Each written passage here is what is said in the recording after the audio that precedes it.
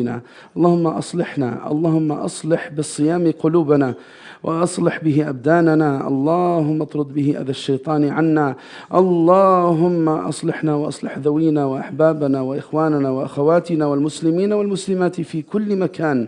اللهم بارك لنا في أعمالنا وأعمالنا وأرزاقنا وأهلنا وذوينا وأحبابنا. اللهم اجعل هذا رمضان فتح ونصر وتمكين لأمة حبيبك محمد صلى الله عليه وسلم. اللهم يا غياث المستغيثين ويا مجيب السائلين، يا أكرم من دعي ويا خير من أجاب، نسألك ربنا بأسمائك الحسنى وصفاتك العليا أن تصلح حال أمة حبيبك محمد صلى الله عليه وسلم في مشارق الأرض ومغاربها. ردنا إلى دينك مردا جميلا، اللهم ردنا إلى دينك مردا جميلا، اللهم ردنا إلى دينك مردا جميلا. اللهم ول أمورنا خيارنا ولا تول أمورنا شرارنا، ولا تسلط علينا بذنوبنا من لا يخافك ولا يرحمنا. اللهم ارزقنا العزيمة في الأمر، اللهم ارزقنا العزيمة على الرشد والعزيمة في الأمر، اللهم ارزقنا الثبات في الأمر والعزيمة على الرشد. اللهم ربنا أصلح أحوالنا، اللهم يا ربنا أعطنا من فضلك العظيم، اللهم أعطنا من فضلك العظيم، اللهم اختم لنا بخير أجمعين والحقنا بالصالحين، واجعلنا من ورثة جناتك جنات النعيم يا أرحم الراحمين. آمين آمين وآخر دعوانا الحمد لله رب العالمين. أما بعد, the verse for today is Ayat al-Hikmah. It is verse 269 in Surah Al-Baqarah, as we've been going over Mukhtarat Qur'aniyya, selected verses. And this verse speaks to us about what wisdom is.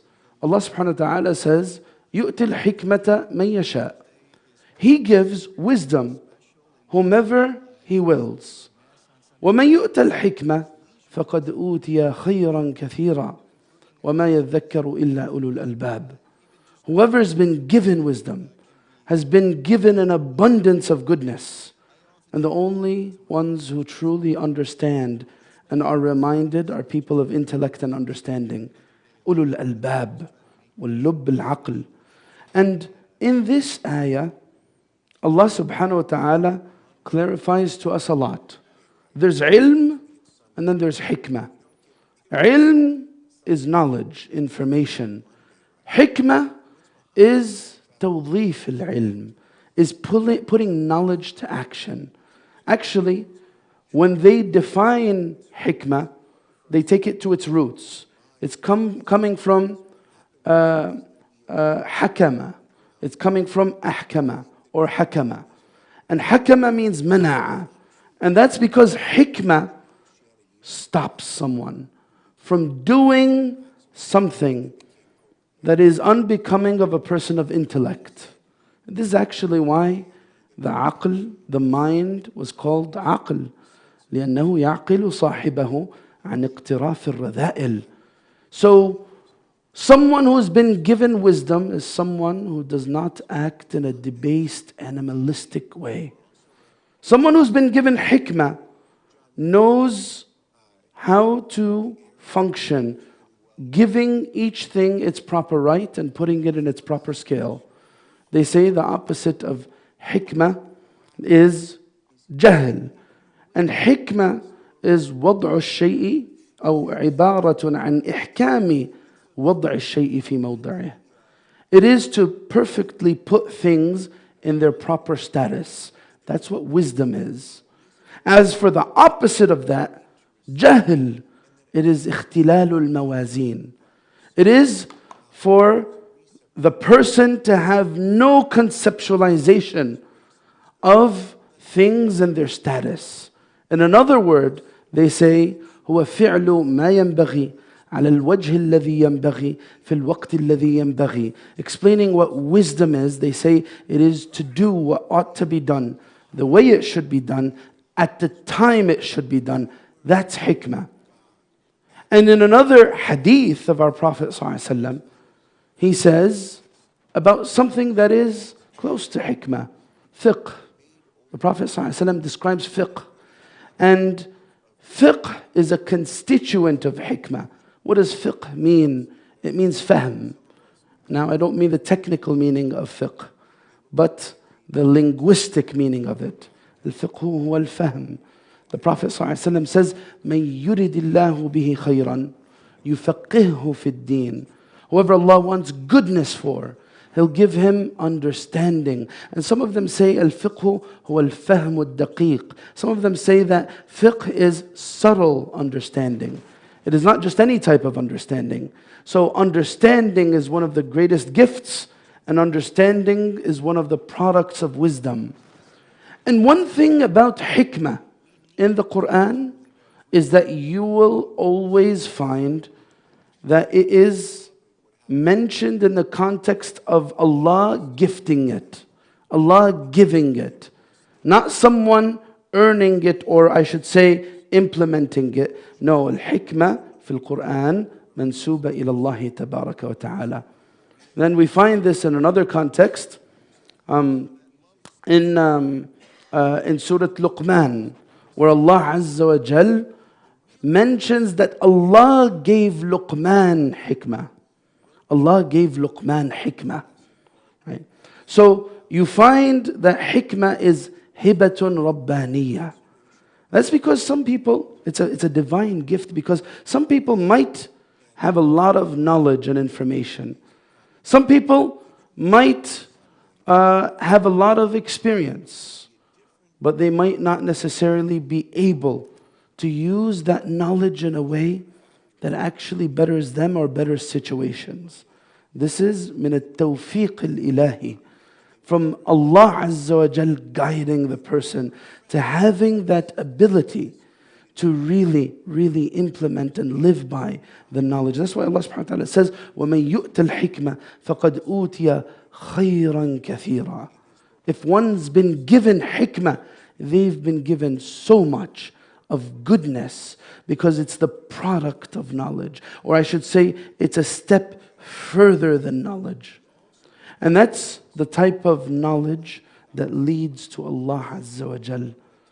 There's, when they categorize knowledge, they say that there's al-ilm al-nafi' wal-ilm al-dar. There's knowledge that benefits, and then there's knowledge that harms.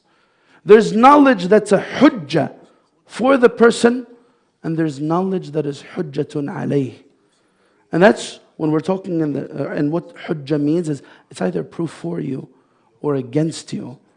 And when we're talking about this in the context of knowledge, Allah Azza wa Jal pushes us to be a people who internalize knowledge. And that's why Allah subhanahu wa ta'ala says, يَرْفَعِ اللَّهُ الَّذِينَ آمَنُوا مِنْكُمْ وَالَّذِينَ أُوتُوا الْعِلْمَ دَرَجَاتٍ.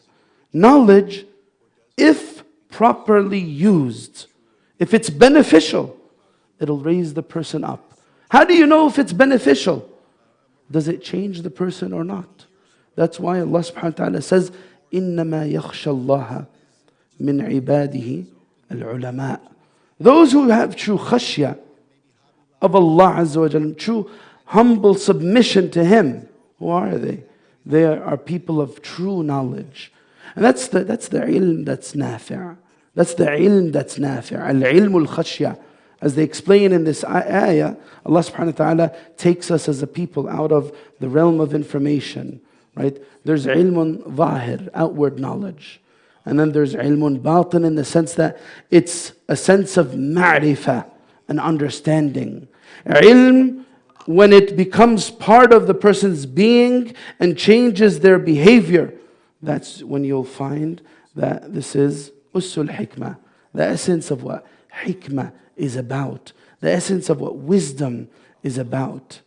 Now, how can I aspire to be a person of wisdom? There's something important to pay attention to in siyaq al-ayah. We said this ayah is 269. The verse before it tells us a lot about the path to Allah Azza wa Jal, and how it's one of hikmah, and how the athar of the shaitan is on the human being. The ayah before is الشيطان يعيدكم الفقر ويأمركم بالفحشاء والله يعيدكم مغفرة منه وفضلا والله واسع عليم. Allah subhanahu wa ta'ala says in this ayah, shaitan promises poverty. And He commands fahsha and obscenity. What's the munasaba بين الحكمة والهبة الربانية والشيطان وأثره على الإنسان? Think of this. The Quran's not random. What's the link between the shaitan and what he does to people in terms of causing a whole lot of doubt and confusion and insecurity? And what Allah promises as the gift of wisdom and the effect and impact of wisdom. Someone who's been blessed with hikmah is not falling prey to the shaitan, is not swayed by the shaitan in all of the distractions and efforts that he employs. This is the reality. صاحب الحكمة لا يغتر بإغواء الشيطان. The one who's been given wisdom is not swayed by ma'asiyah. If someone has hikmah, then they know that إيثار العاجلة على الآجلة من صميم الجهل. They know that giving precedence to the immediate over the deferred is utter ignorance. This is the link between it. Shaitan keeps the person in the immediate. What's in front of me? What is this person saying? How should I react? What's this ma'asiyah? I want this, I need this. The shaitan blinds the person with the immediate, with al-ajila. Wa'ajila is one of the names for dunya. And hikmah brings the person out of being under the influence of the immediate to realizing the aqibah, realizing consequence. One of the biggest gifts of hikmah is ملاحظة عواقب الأمور. The believer ينظر إلى المآلات. The believer looks at consequences, looks at end results. And that takes a lot of wisdom. And that takes a lot of wisdom. And whoever is able to see the consequence and function in the immediate based on those consequences is truly been given wisdom. Ask Allah Azza wa Jal to make us a people of wisdom and to revive our hearts with wisdom and to make us of those who have ilm nafi' and to protect us from harmful knowledge that will be proof against us on the Day of Judgment. Allahumma ameen, Allahumma ameen.